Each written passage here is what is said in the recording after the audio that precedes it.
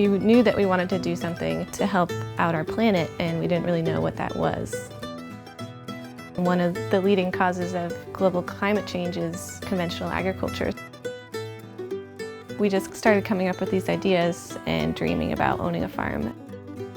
I don't remember who said it, but one of us said, what if we just went for it? And everyone else just kind of stopped. My name's Matt. I'm Grace. And I'm Ben, and we are the co-owners of Kodama Farm. All of our farming methods are centered around improving the health of the soil and adding in beneficial bacteria and fungi. One of the main features of our farm is the tropical geodesic greenhouse, and we grow a lot of interesting tropical fruit in there, including bananas and many different types of citrus, and star fruit and guava, and eventually passion fruit.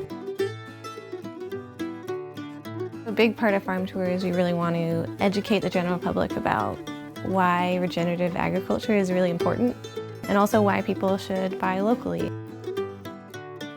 As a beginning farm, I feel like there isn't a better place than Jefferson County.